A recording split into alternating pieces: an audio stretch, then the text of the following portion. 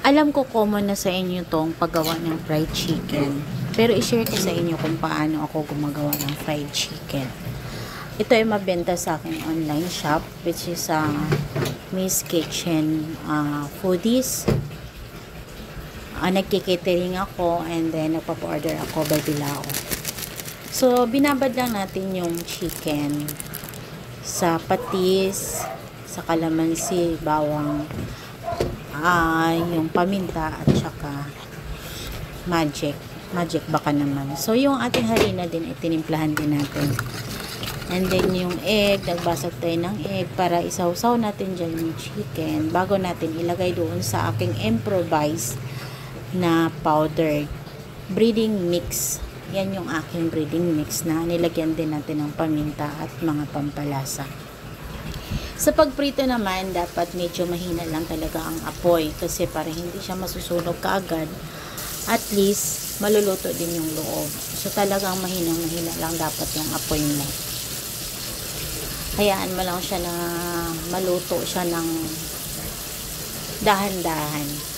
Mas okay kasi yung dahan-dahan kasi crispy pati siya plus luto pang loob, juicy pa.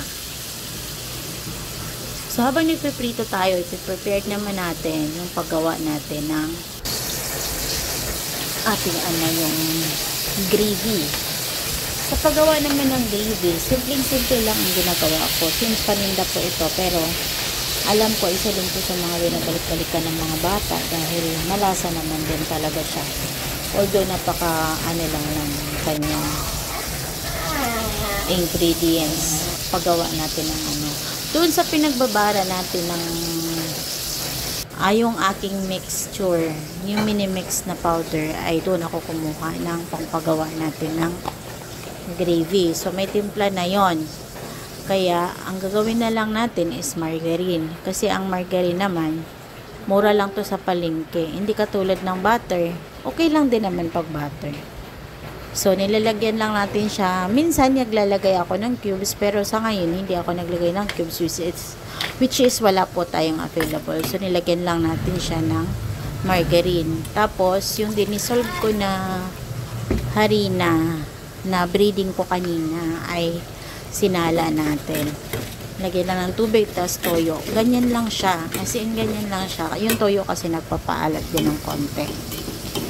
So, halo-haluin mo lang yun sa mahina lang talaga ang apoy para kahit papano ay dahan-dahan yung pagkaluto until yan magiging ganyan na yung mixture niya. So, tapos na yan.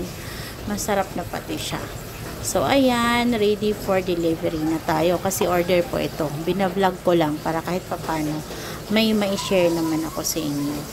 Salamat po sa panonood and thank you for watching. Paki-share na rin po. Baka sakali umabot naman po ako ng 1K na followers. Maraming pong salamat.